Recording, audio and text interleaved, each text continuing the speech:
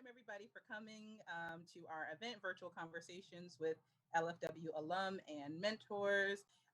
We thank you for being here tonight and learning about more about who we are, hearing from the people who have lived that experience, and hopefully learning about how you might get more involved in who we are. So next slide.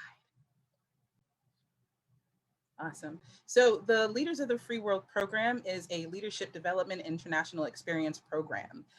So we focus primarily on young Black men between the ages of 18 to 27. And we work with students in 2-year and 4-year institutions. Our mission is to develop students who are globally minded, self-aware, and service-driven. So it's more than just a trip, right? And so our philosophy is that we work to not only give our students new experiences that open their minds, but really change how they see the world and how they see themselves. We believe that if you change the mind, you change the person. And so that's a big focus for us. And that our vision is that for our students, that we are helping to change and redefine the global narrative for what is possible for them or how they see what is possible for them. And that we are also trying to diversify the global leadership pipeline. So when we think about, heads of institutions, multinational institutions, or global business, or global health, or Peace Corps, that our students also see themselves in those positions. Next slide. So I talked about our mission and our philosophy. Also wanted to let you know that while we do have an in-person international component to what we do, we also have the Leaders of the Free World webinar series. And what that webinar series is helping to showcase Black men in global leadership.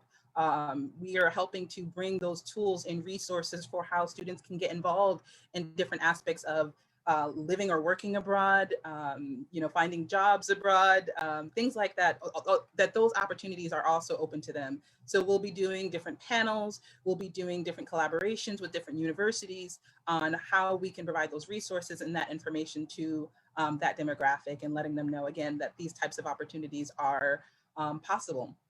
LFW Vision, I mentioned earlier, is really helping more and more of our students, young Black men, be able to see their possibilities in the world, redefine that global narrative, and also help diversify the global leadership pipeline. Next slide.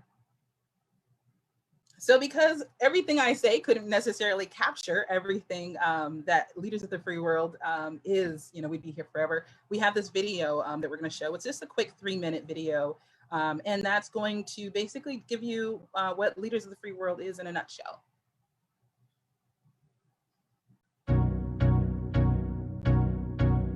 Hi, my name is Ruby Maddox. I'm the co-founder of Leaders of the Free World. So Leaders of the Free World is a holistic leadership development and international experience. Our program is more than just a trip, right? So we work with preparing our students to go abroad, working with them while they're in country, and then following up with them afterwards. So at the beginning of our program, we meet with our students for 10 weeks virtually. Our students come from different universities, they come from 2-year colleges, 4-year colleges, and in that 10 weeks, they get to learn more about who they are, their environment, their habits, their choices, everything that they think they know about the world and about themselves. And at the end of that time, go to Ghana with them. And while we're in Ghana, we're looking at different themes in leadership. So we're looking at leadership in the social realm, in the political realm, in the entrepreneurial space. And through that experience, they get to look at what does leadership mean to them? What does leadership mean in this global and international context? And during that session, they're also working with our co-founder, LeVar Thomas, who really works with them on reflecting on their experiences and thinking about what they want to bring home. And at the end of that time, we work with them again 8 weeks following the program. And in that time, they're learning how they can set new goals and really integrate their experiences into their future and into the plans that they have afterwards. So it becomes more than just about those 2 weeks, but more about how will they carry this forward and how will they stay connected as a cohort and as a brotherhood of the organization. And why this program is so important, because it helps our students to not only leave their comfort zone, but to see a world beyond one that they actually know.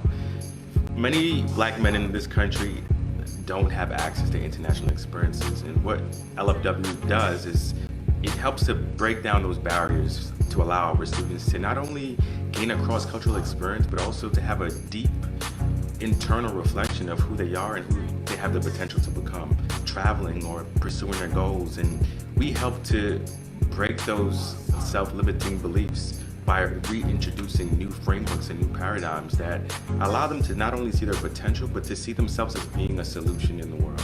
I am a proud young black man. I aspire to become a proud black man. I will achieve my goals by loving my God, myself, and my people.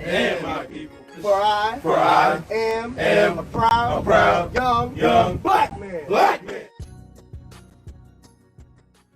There we go. Had to come out, go back in. Cool. So, the reason why we do this, what does the data say? We know that like 11.5% of Black males will enter community college, and a lot of them will leave without actually completing and getting their degree. Many will leave after the first couple of years, and 83% often will leave after 6 years. What we also know is that study abroad can increase graduation rates in students, especially African-American students. But we know that Black men make up roughly 2% of students who get to study abroad or have international experiences. And this is part of what we want to change, because if you aren't having those experiences early on, it's much more likely that you're not going to go into some of those career options or those career pathways. Next slide. So part of what we do in developing our students, as leaders in their own right, whether they are, domestic or international, is helping them to prepare them for the possibility that they could enter global leadership, making those pathways visible, building those relationships both with the institutions that they are part of and also with the employers who are looking for, our guys, and to diversify, their global leadership or their leadership in their organizations and their institutions. So as a part of our program, we are, along with the students who are in our program, who participate in the in-person experience, we're also having a virtual experience where students get to participate in the webinars and the workshops that we have, bringing us to, going to their campuses and talking about what opportunities are available for young Black men to be able to step into the global arena and operate at that level so that we can see more of our students doing that. And so our global leadership pipeline goals are to increase diversity, inclusion in the global leadership pipeline, regardless of where that is, but also to provide career development and readiness on a global scale. So what does it mean to prepare a student to go to become an ambassador? What does it mean to prepare a student to go into, a global business or a global tech environment? Letting them know what opportunities are out there for international leadership development. So there are Fulbrights out there. There are, other fellowship opportunities that students can take advantage of. And we want to make sure that our students also know about that. Again, making these pathways visible to this demographic. And also increasing the opportunities for networking and global exchange, right? So as our students are building their networks locally within their communities and with some of these organizations and companies at large here, but that they're also building those networks internationally and globally so that they have a wider, broader network that helps them be able to feel like they are a part of, being a global citizen and creating their own global narrative. Next slide. So some of you may know right now, we are doing our Black Men Beyond Borders social campaign. And as part of our work, again, in highlighting, the possibilities for our students, we wanted to highlight Black men who were out there in the world, making an impact and really redefining what the global narrative is. And so we've been running that campaign since July 1st. We'd love for you to visit, our social media pages and check out some of the guys that we have featured and the amazing work that they are doing around the world, from helping to get more students abroad to building different organizations and companies that make that possible, to just really just expanding on the possibilities of what can happen. So check that out. Go to our IG page, our Facebook page, our LinkedIn, and you can see some of that. And so, yeah, next slide. So these are all the ways to support us. And as part of that campaign that I just mentioned, we're also doing a giving challenge this week from July 19th to the 23rd. 5 days, $5, just basically asking everyone in our community to donate $5 or more, to that campaign. We've realized over time that a little bit really does add up to a lot. And so we've been doing these challenges for a couple of years, and it's been an amazing experience. We're humbled by the support of our community and our volunteers. If you want to learn more about that, you can go right to our website. And there also are our social media handles if you want to follow us, or share out our work, share out the campaign, and just kind of the stuff that we're doing. I also want to say before I forget that on our website, you can sign up to receive email notifications from us. So this fall, we are going to be recruiting more students for our cohort next year. And so if that's something that you might be interested in, your school, if you want to bring LFW, the program to your school, you'll definitely want to sign up for our mailing list or just reach out to us. So at that, I will turn it over to LeVar Thomas. Good evening, everyone. I'm so excited to be here with you for this discussion. I'm also really excited to be a moderator for this awesome panel that we're gonna hear tonight. We couldn't only just speak about the great work we're doing. We need actual proof that the program actually works, and you're gonna be able to hear from the mentors this evening. So I'm gonna have everyone basically provide a brief introduction, your name, where you're from, your connection to LFW, and where you are now. So we can start with you, Ben. Hey, how you guys doing? My name is Benjamin Stewart. I am a mentor here at LFW, and I was fortunate enough to work with Ruby and with LeVar on the 2018, I believe, the cohort at 2018 where we went to Ghana, and I love this organization, man. It's just wonderful. I'm currently in New York City.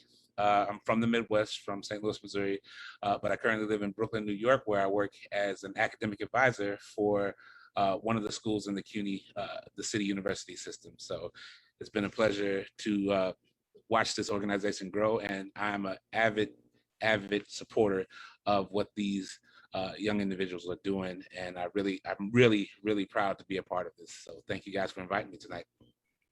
Thanks, Ben. And to you, Todd.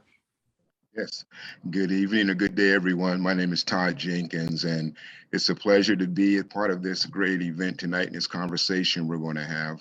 I'm an LFW mentor, and I grew up in Atlantic City, New Jersey, and I currently live in Inglewood, New Jersey.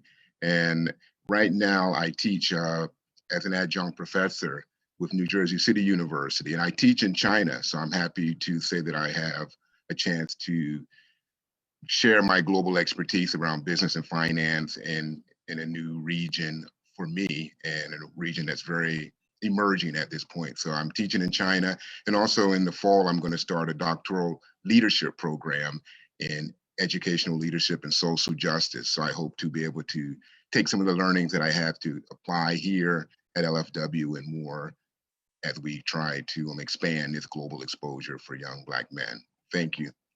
Awesome. Congrats, Todd. To you, Carl.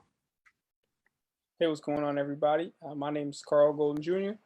Right now, I just graduated from college at Eastern University, and I'm getting ready to go serve my country for 4 years as an active duty second lieutenant.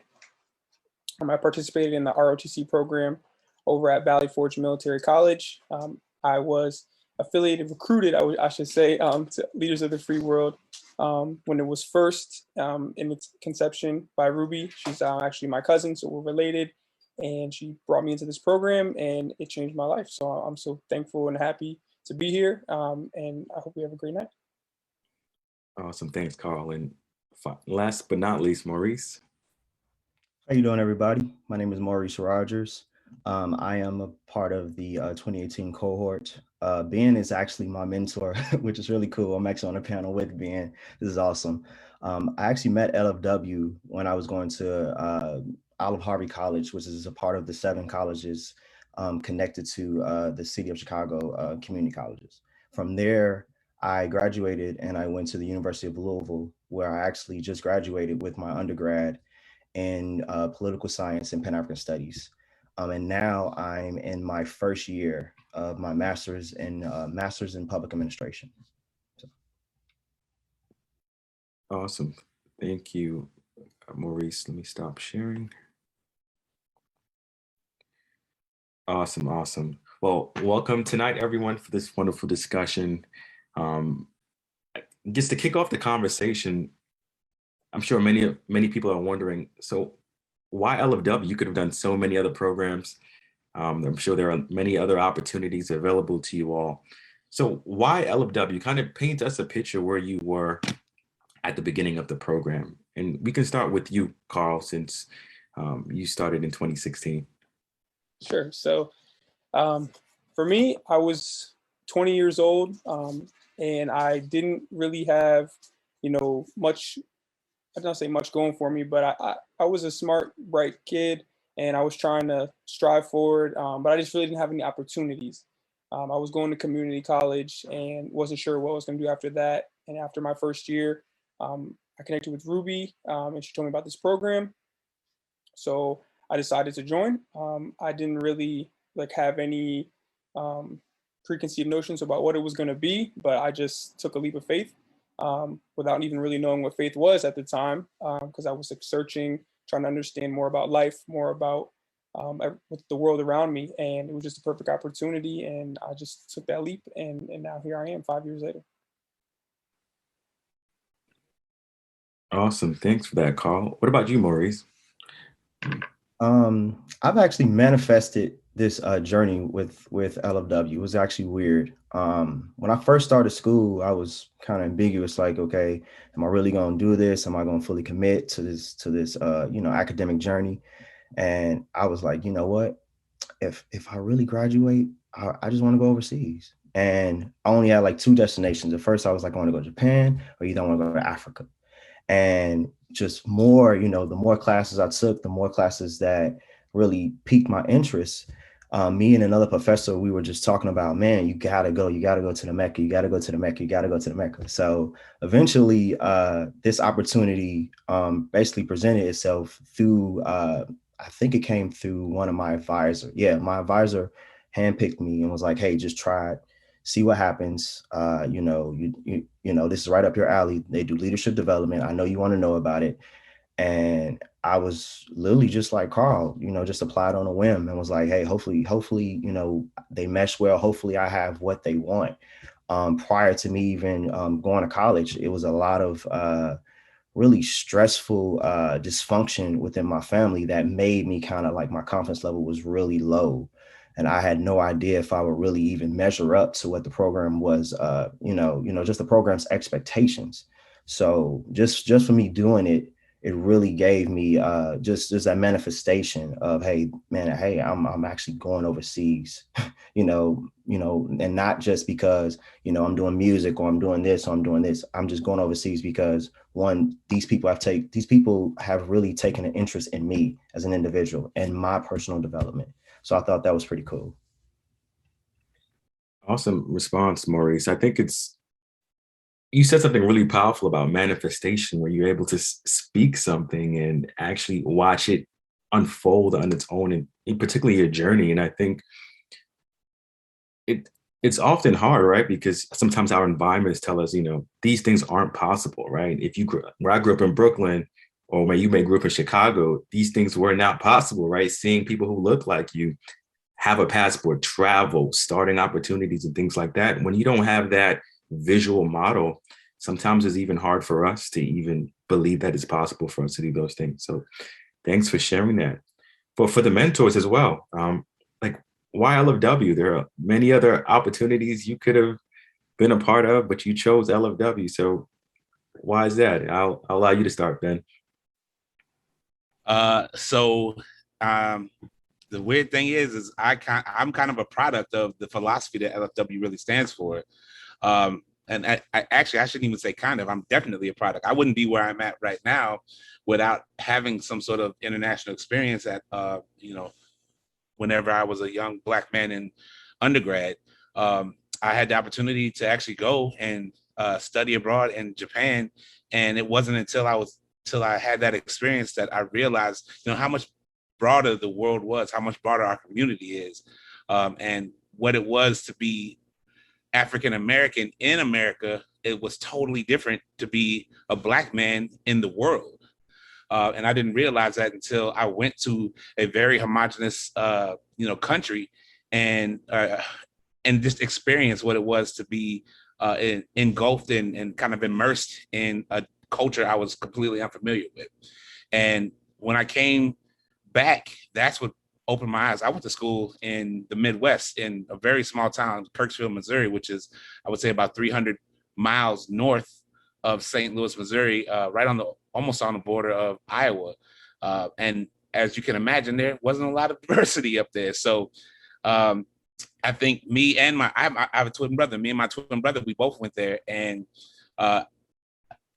we kind of ingrained ourselves in the community up there, met a lot of great people, but still had that same kind of mindset. We didn't understand that there was something different out there until we had those different experiences with different people, meeting students from across the world and just kind of conversing with them, and then being able to have the opportunity to go, abroad and learn what it was to be almost a place without borders. That mindset, breaking down your mindset of any borders that you kind of grew up with.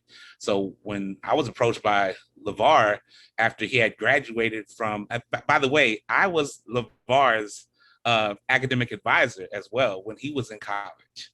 So I feel bad because I don't want to put my age out there, but and I'm really not that old, but I feel old when I look at these guys and all the stuff that they're doing. But he came to me and told me about this whole project, and I said, absolutely. When he said Black men and international experience, I said, hold it right there, I'm in. You don't even have to kind of explain that to me, because I know exactly what that is, and I know exactly why it's necessary, and I'm a complete 110% on board with it because I'm a product of it. So that's why I chose Leader of the Free World. It completely aligns with how I feel about international experience, leadership, and moving forward. So, and then of course, Ruby came on and said, hey, how do you know, I'm glad to meet you. And I said, listen, y'all got the two team. This is the dream team right here. Y'all can do anything that y'all please. So let's do this. So I just signed on, hands down. Thank you, Ben. How about you, Todd? Great. So I've always been intrigued by, travel and what's going on around the world. I'm a first generation college graduate. As I said, I grew up in Atlantic City, New Jersey. And my background, I studied finance in school. And I was fortunate enough to connect with employers that were global organizations. And I was always involved in mentoring and working with youth at some point in various organizations. But most of those didn't have an international component. And I've always was very interested in saying, how can I take this mentoring and these networks that I'm building, how can I connect with an organization that's going to allow this international component? And a couple of years back, I met LeVar at a youth development organization scholarship committee award ceremony, and we were talking about international opportunities, and he was telling about LFW. And I thought this was just the type of organization that I was looking for, where I could help empower young Black men to grow their leadership skills and also get that ability to go overseas and see just what's different from what they're doing now in the US, and kind of just compare and contrast those different environments. So I was really intrigued by the international piece. And I also was able to go to Ghana in 2018. And that was a great experience as well. My first time to Ghana, just seeing again, what were some of the differences from Ghana versus the US and other parts of the world. Thanks, Todd. Yeah, it's so fascinating how you go through certain experiences and you don't necessarily see how it's leading you into a particular path. And I think sometimes you look at our setbacks. When I went to community college, I'm like, oh man, who would have thought I would have crossed paths with Ben? And then get into another program where it allowed me to cross paths with Todd 10 years later, kind of thing. So all of our experiences are really leading us to a particular direction, even if we're not able to understand it at the moment. But I really want us to, recruiting students for Ruby and I have been in the program have been difficult at times. And you would think that this opportunity, students would jump on it, but then, you find that students start an application, they don't finish. So for the fellows, what were some fears that came up for you at the beginning of the application process, or where you were at that stage? Because, I think Maurice mentioned like being able to manifest certain things, but sometimes you're telling yourself, I can't get into this program, like they're not going to select me. So were there any fears that came up for you that that almost prevented you from even applying to the program? I'll go. I think whenever you commit to anything really in life, you have to be vulnerable. And I didn't know if I was emotionally vulnerable enough at the time to really give the program everything I wanted to give. But then once we had our first interview process, when you guys interviewed me for the program, I was like, okay, I think I can do this. I think I can measure up to the expectations, like I said earlier, that you guys wanted me to do. But again, having come in, well, really actually leaving a very fractured family structure made it hard for me to really become as vulnerable as as I wanted to be. So I think even on the trip, me and Ben were just kind of talking off on the side multiple times, and Ben kind of smacked me on my back and be like, Maurice, you good, you good. So it was just that level of just reassurance. But again, I mean, going into the program, like a fellow might not be as opening, because development takes vulnerability. It definitely does. And it also takes intentionality. So I think sometimes being vulnerable, that was the only like maybe kind of thing that I kind of was worried about at the time. Awesome. Thanks for that, Maurice. How about you, Carl? Yeah, I had similar experience, but for me, it didn't happen until I actually got on the ground in Ghana. It was when my fear started to come up. It wasn't until we had those first couple of reflection sessions that I was kind of understanding, like, wow, I'm going to places of myself that I didn't ever even kind of realize were there. Because just joining it, I was like, okay, Ruby's my cousin. I'm comfortable. If she says I can do something, if she's bringing me into a program, I trust her. So I'm just gonna do it. And I was naive. Like I wasn't like, I was just like kind of just oblivious to like what I was actually doing. But once I got on ground in Ghana is when the fear kind of was like, it's kind of like a shock and fear at the same time. And just going, like I said, those reflection sessions, diving deep into myself was scary. And then when it came out, like at the end, like it was the fear was gone, and the knowledge of self was there. You touched on something very special and dear to me. Those the reflection sessions that we have in Ghana is so important. I think one of the things are that we try to create is a safe space for us to not only be our authentic selves, but to feel like we can be a part of a community where we can share openly. We can discuss some of the hard things. We can have that brotherhood and really have a space that we don't normally have back in the States, right? How often do we have a community of brothers where we can talk about how we're feeling? We can go into the emotions. We can talk about mental health. We can share our innermost fears and have the support to be built up. So I want us to like focus a little bit on the reflection sessions, because we've all been a part of some of those sessions. So I guess what were some of the biggest impact those sessions had on you?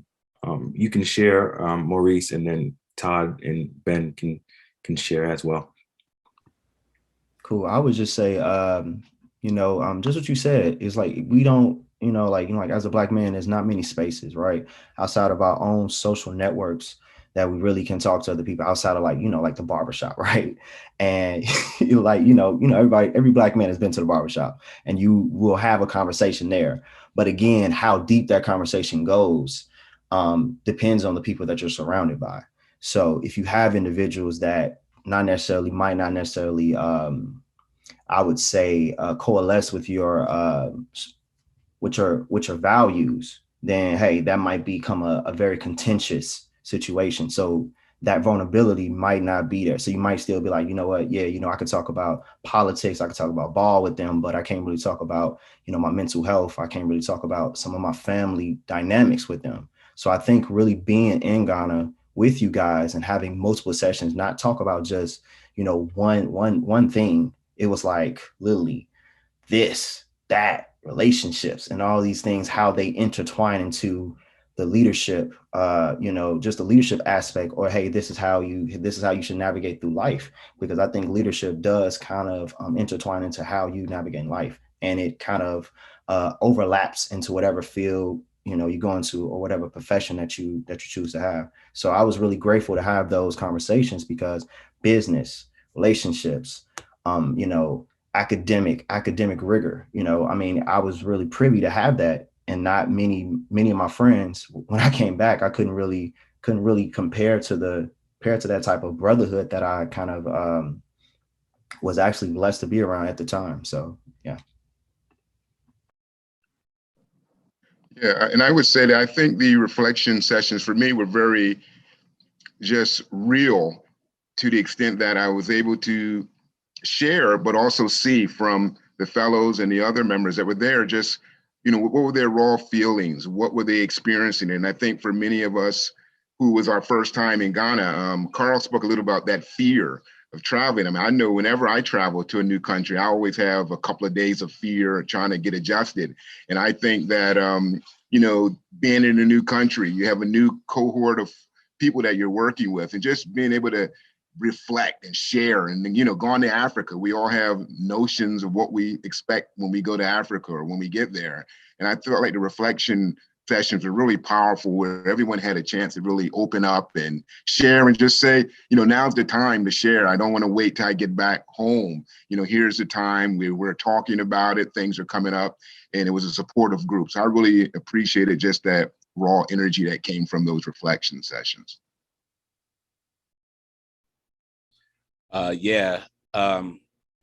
I think Todd and Maurice both hit a lot of nails on the head with this one.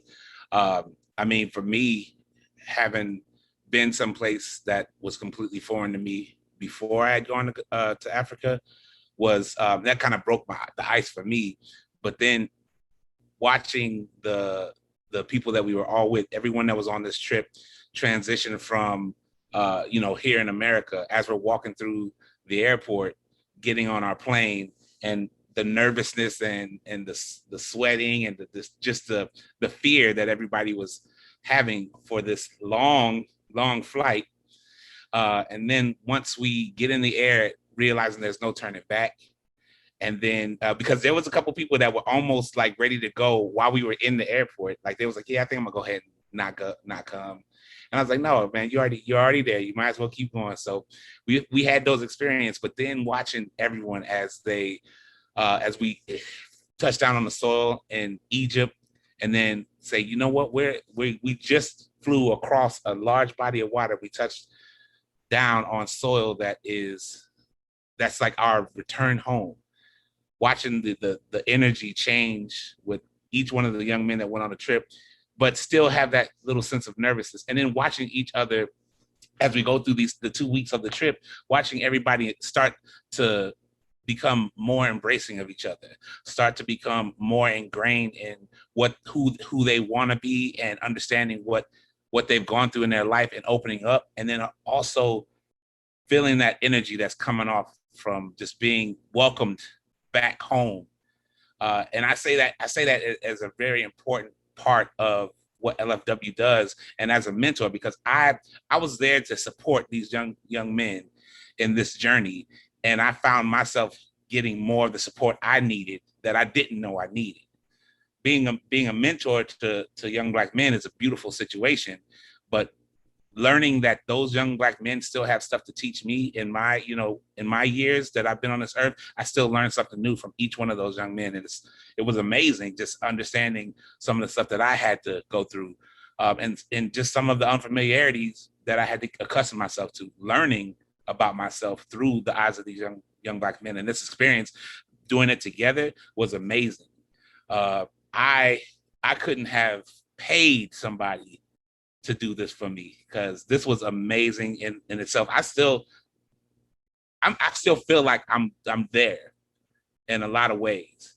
And every time I look on these social medias, and I hear from all the individuals that I used to that we all went to the trip with, and see what they're doing now. Like I'm truly impressed, because it makes me want to be even better than I came back when I came back from Ghana. So it was amazing, just so transformative, so empowering, and it was a beautiful situation. I can't say anything bad about this. Wow. I mean, how do I continue after that? We could just end the program right here. You said a lot of great points, Ben. I think as a mentor, sometimes the relationship between the mentor and the mentee is like you kind of bestowing information, you're guiding, you're helping out, but to be a part of a process where you're being guided and being mentored in certain aspects through the experience, I think it's pretty unique and cool. So thank you for sharing that. You also touched on something really cool at the airport. Now, the airport was the first time many of you met. So for the first half of the program, you're seeing each other over Zoom, and building this virtual relationship. But then at the airport, you're like, wow, like, man, Carl is taller than I thought, or like you get to actually see the actual person. So what's that like, being able to kind of see the cohort that you're a part of for the first time at the airport?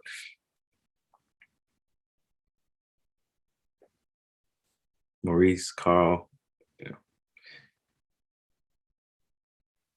I can go. I can share a little bit.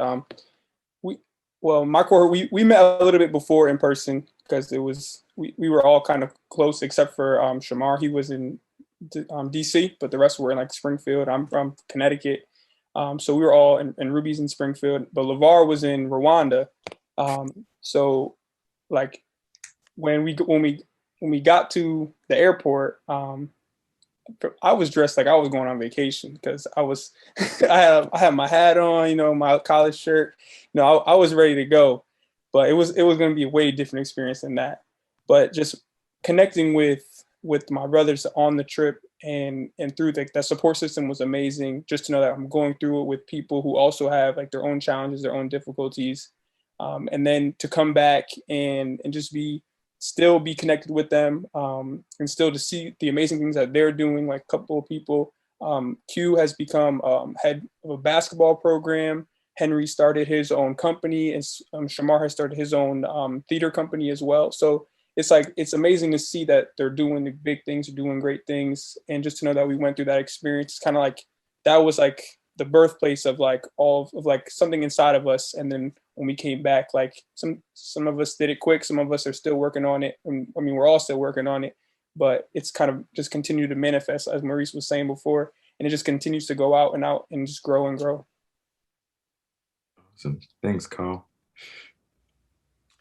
Yeah, LeVar, I'm gonna come in. I'm sorry, Carl, but I gotta shut you down. 2018 was the best cohort, and the reason why 2018 was the best cohort because Black Panther first dropped, right? And we were all going to go, right? I'm sorry, so Black Panther came out right before we left to go to Ghana, and I'll tell you this. I've never seen, like LeVar, Ruby, nobody in person. But when the movie came out, we all saw the movie and, they have already been over there. So, their expectation of what Africa was this, right? My expectation was this is about to be like Wakanda, just all these like beautiful things running through my mind. And even though, I know this like, this Marvel, it's a comic strip, but still, it just really made the trip even more better. And the reason I say that is because this was when we were going through the airport. And we Taekwon did he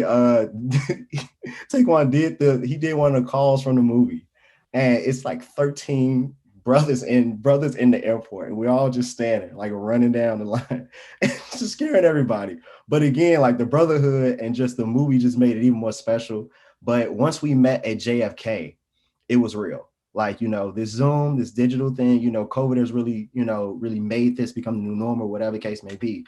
But once we met each other in JFK, and I met like Taekwon, Marcus for the first time, because we all have like regional differences because, like I'm from Chicago. So two of the other guys, actually Roderick and Eddie, were from Chicago as well. Me and Eddie, we went to school together, so we knew each other. So there was some, like there was definitely some friendship and some camaraderie with that. But when I met like the rest of the guys, and we, they're from Baltimore, they're from New Jersey, and I'm just like, bro, hey, bro, okay, so brothers do that. Okay, cool. So regional differences, Wakanda made it better, and just seeing each other and being on that long 16-hour flight, it really changes you. It really changes you. So I think just meeting each other in person, it was just, it was a surreal moment. But that was the aha moment before we really touched down and we saw and we really got to Egypt and saw like, oh man, these pyramids are real. Okay, this is for real. So yeah, this is a beautiful experience. And honestly, that was the highlight up until the other like aha moments during the trip. No, that's a powerful moment. The airport was literally empty, and we're coming up the escalator, and Taekwon was like, Sapphire! And everyone was like, whoo! And you heard the echo just go throughout the airport. It was really cool. That was really cool. So, in the theme of travel, because we're an organization that tries to increase access to international experiences, how do you think travel has helped you to see yourself differently? How has it helped you see yourself differently? And that's for everyone on the panel.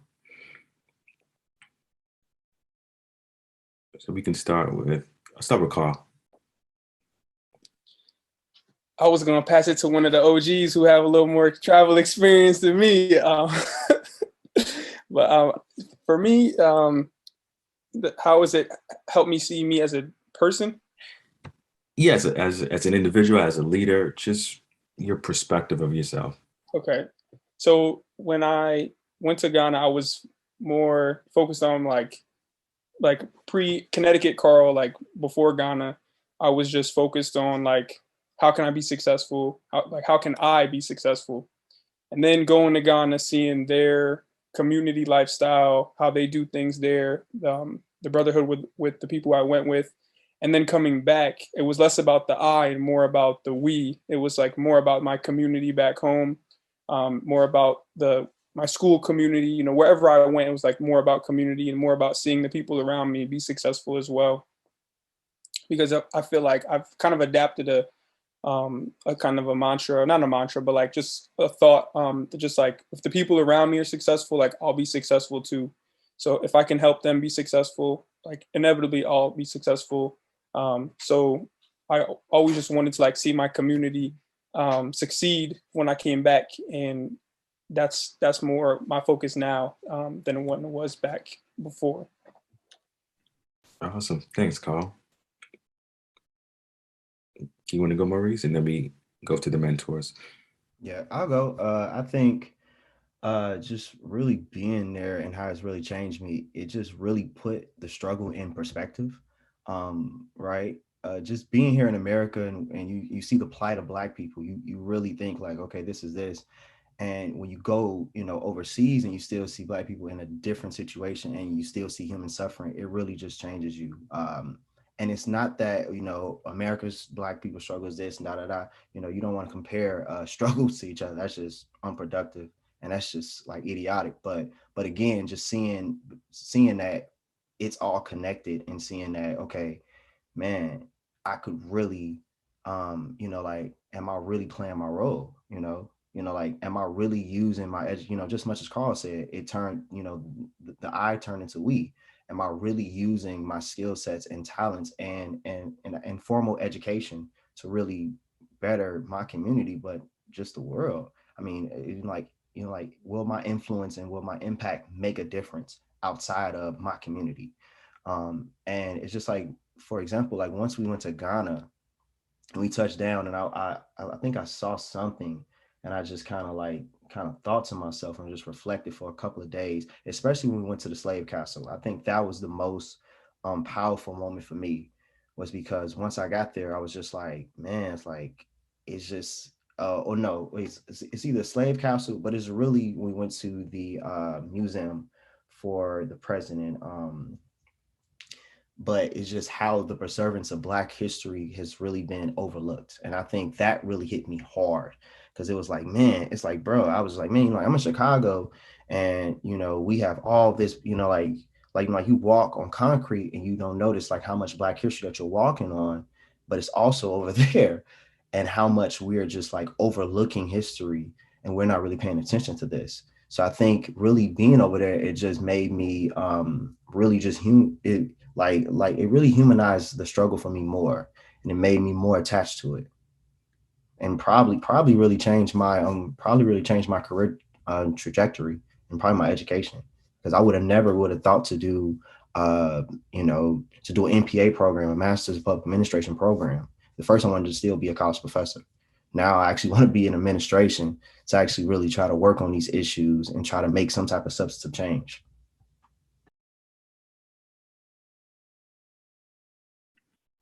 I guess I'll go next. Um, yeah, Maurice really kind of hit the nail on the head with all of that. I mean, that's very transformative as well. But for me, I think the biggest thing that I really learned about myself was how influential, you know, African diaspora, African Americans, just our culture is worldwide. I mean, before I went anywhere outside of the Midwest, I didn't really realize how widespread, Black culture was, and who knew about Black culture. Like I said, my first international experience was in Japan, and I learned more about my own culture from Japanese people that I knew from my own education here in the States. And I had to ask myself why. I was over there doing research. Like I was writing research for the McNair program, which is a TRIO program, a grant program from the government. And I was only able to finish that research and get published because of what I learned over there about Black culture and how it influenced young Japanese people over there.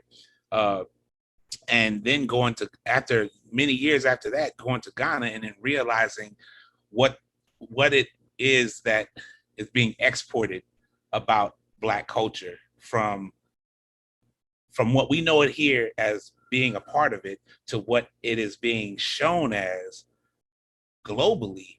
Man, that it couldn't be more different. And I think once we got over there and realized that a lot of our brothers and sisters in the motherland don't necessarily see us in the way that we're being portrayed. They are completely aware of like who we are, and they embrace us because they know the real struggle. They're not ignorant of what's going on over here, because in some ways it's happening from their perspective to us as well. So when I realized that, I kind of understood what it is to find out who I am. And it kind of put me on a path, on a journey to kind of figure out what I'm doing, what I'm leaving behind, my legacy. When I'm gone from this earth, what have I done to really move forward our people, our culture, our young people, our young women, and just what was it that I left on this earth that people can look back and say, man, that's incredible. So that's what I learned. I learned I'm more incredible than somebody who, than just what's being exported about me.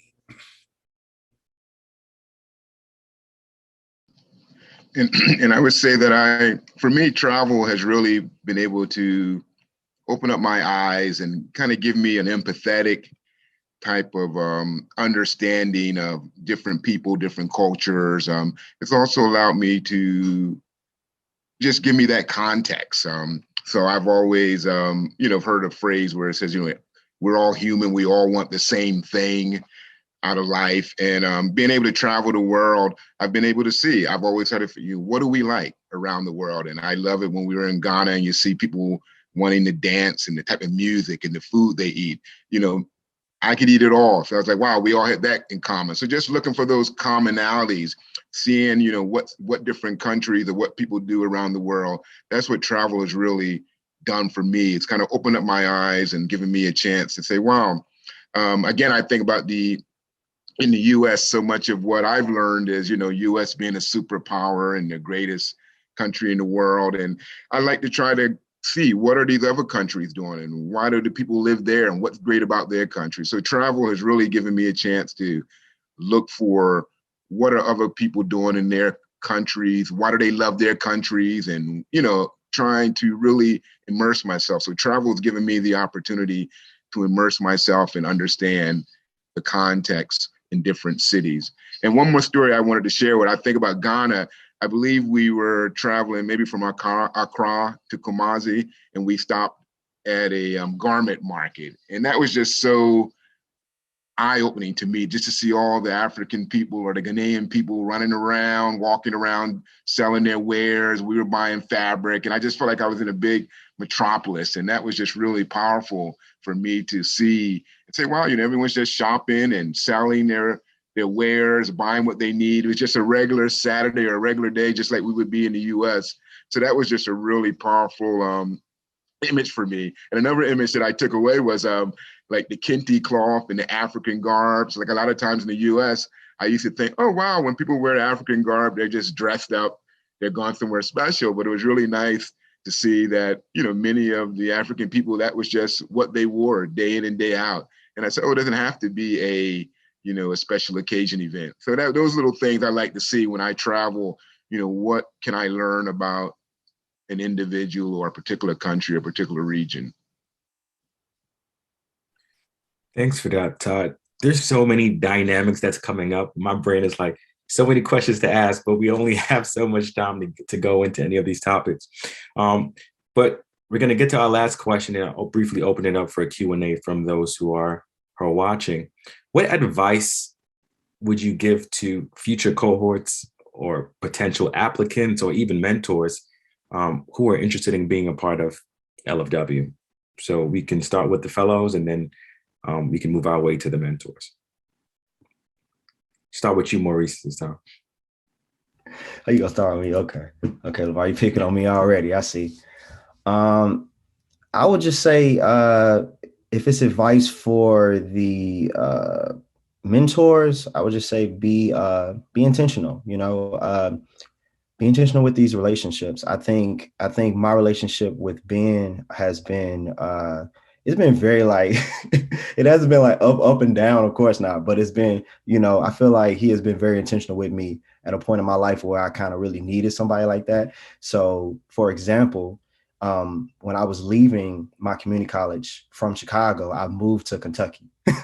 And that's like for a Chicago native from the South Side to move to Kentucky, that's a big like jump. That's like why would you go there, bro?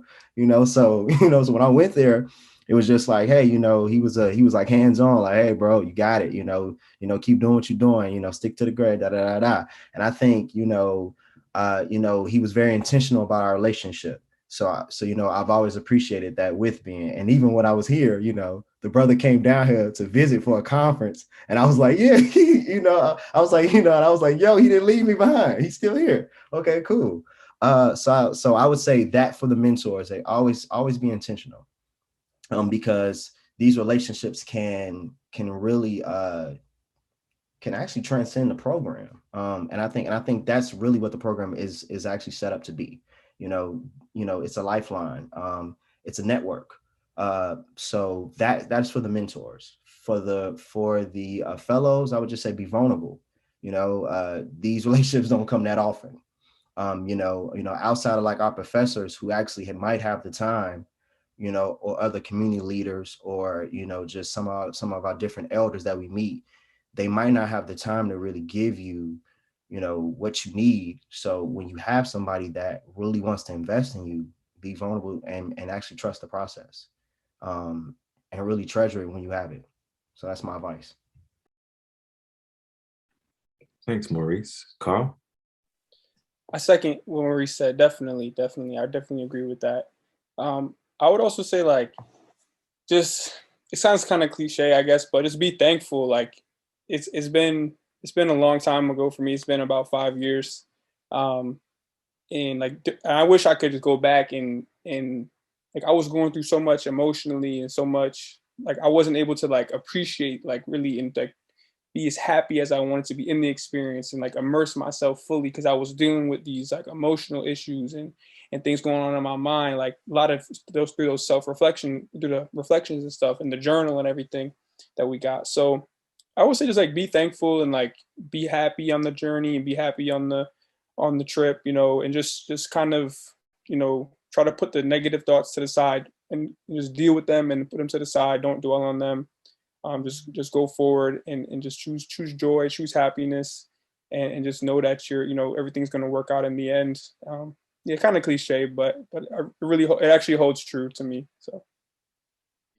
So I'll just say for the fellows and those who are interested in LFW, I would say think about the brotherhood, think about the strong connection that you're going to build. One of the things that I was a mentor this past cycle, and I had, as many of you may know, we weren't able to go to Ghana due to the pandemic, but I had two mentees, and one mentee went to Morgan State at historically Black college and university, and another mentee went to City College in the city of New York. And I felt like, wow, they were both in strong Black or diverse metropolises, but they both spoke to me about LFW and how strong the network was and how they enjoyed coming and talking to the fellows and building those bonds. And I was like, wow, I was thinking you don't get that regularly in your networks. And they said they do, but it was special with LFW. So I think, you know, that to those who are interested in the program, it's a really special connection that you build, and the learning and the programming that support you is very real, very strong. And then adding on that international piece, I think that's something that you're building these networks domestically and internationally. I think those are things that I would definitely tell anyone that's interested in the program. You're going to get a nice, strong, positive, and supportive network. Thank you. Thank you for that, Todd. I see a question coming in from Roderick, and I'll get to them shortly. But thank you for sharing that. This conversation this evening has been amazing. I want to keep going because I feel like there's so much gems that's going to come out of the conversation. And just to add, I think so often we count ourselves out when it comes to opportunities. And so for folks that are interested, just apply. Give yourself the gift of submitting an application, and see what's on the other side of that, right? Not just saying, you know, I can't do this or I'm not good enough. Just give yourself the chance. So we have two questions in the chat that's coming up. I'm gonna read it right. You got it, or you want me to read it? Go ahead, you can read it, Ruby. Oh, okay.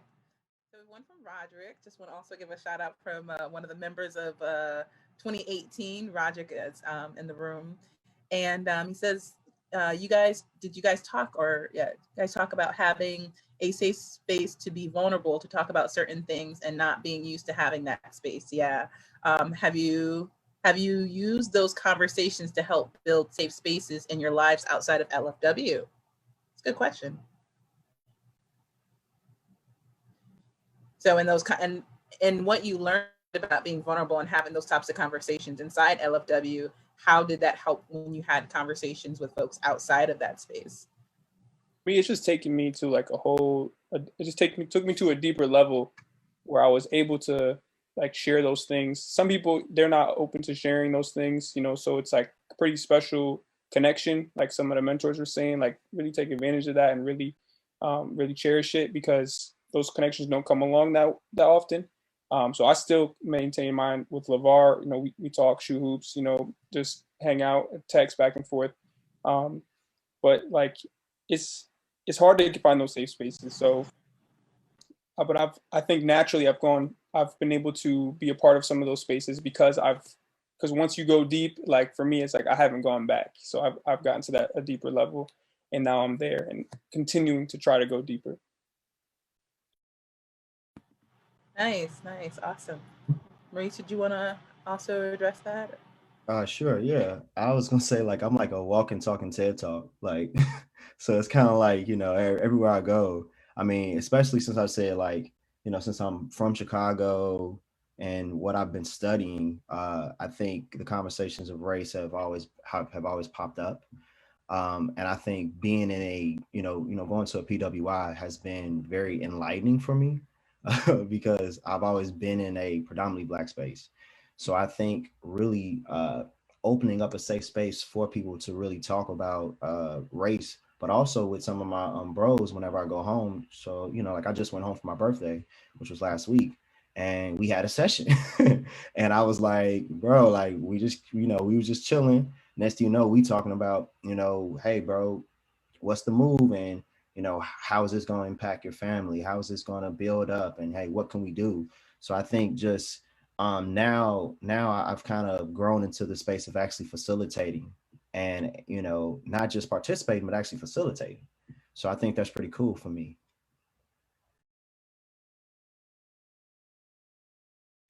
That's awesome. Cool. Thank you.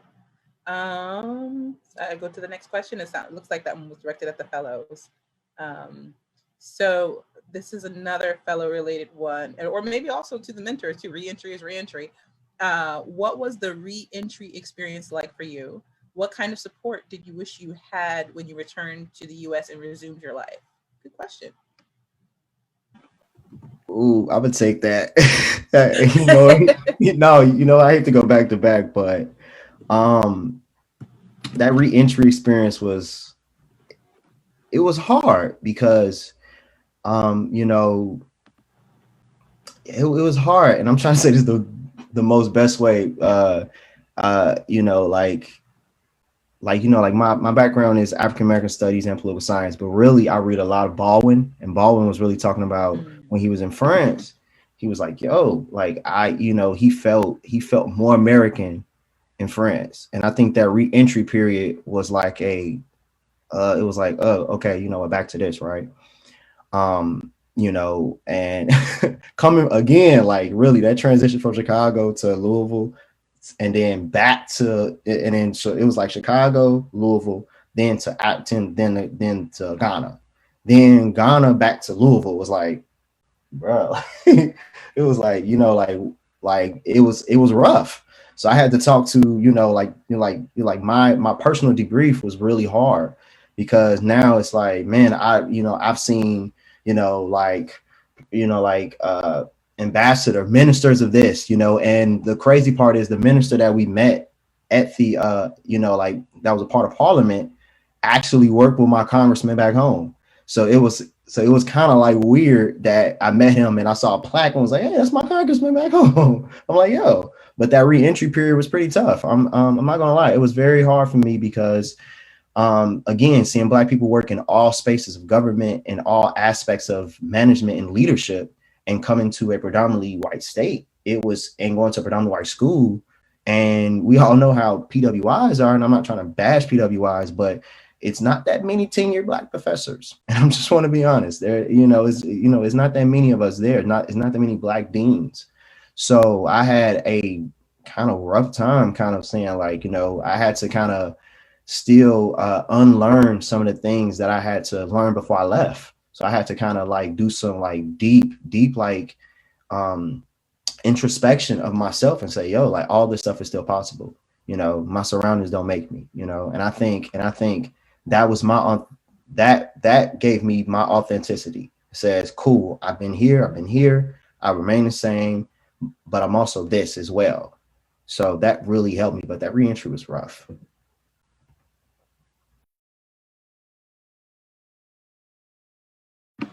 Awesome. How about you, Carl? I was a little bit shocked. I guess shell shocked a little bit because it's like I had this great and amazing experience, this profound experience that changed me on the inside, and I come back and I still have the same friends, I still in the same community. It's like nobody else had this experience where I was. So it's like I've changed, and now how do I navigate that space with everyone around me now? The things that I've learned about myself, the things that I've learned about the world, so I had to make some internal changes and some lifestyle changes for myself. And it took others time to adjust them to the new me, pretty much. So lost some friends, gained some friends, and as far as the support and everything, I feel like I'm still being supported to this day. So the support has been amazing. It was my cohort, you know, like I'm gonna call them out. There's nobody in here from my cohort, so you know, we got to support each other, you know. So I think that's important. But yeah, I'll just end it on that. Cool, cool. So we have another question. This might have to be the last one, I think, right?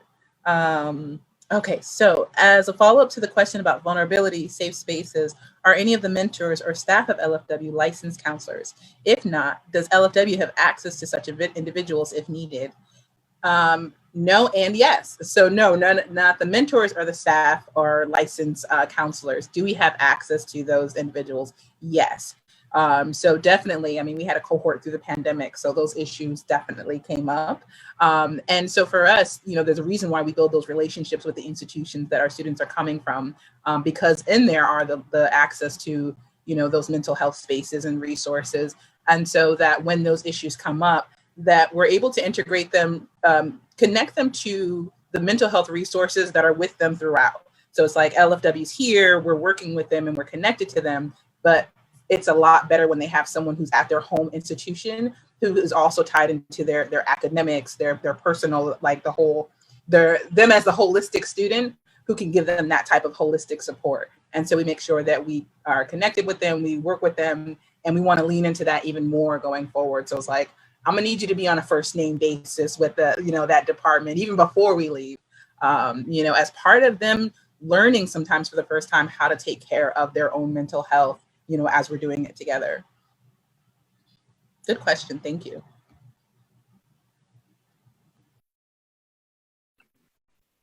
Well, thank you, Ruby, for the brief Q&A, and thank you again to our panelists for a wonderful conversation. I know that it was fruitful. I'm sure we've all learned from it. I learned a lot, and it's so great to see how you all have blossomed so wonderfully as a result of the program and just the community and brotherhood. So thank you.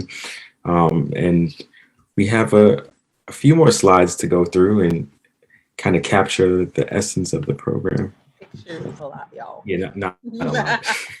So this was Carl's cohort. This was us in Cape Coast. Well, it says right there. Mm-hmm.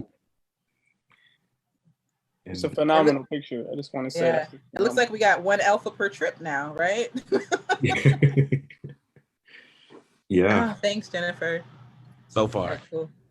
Yeah, so far. Yeah, 2016 cohort. And 2018 cohort in Egypt. Yes. What a great shot. What a great shot. Thanks, Timothy.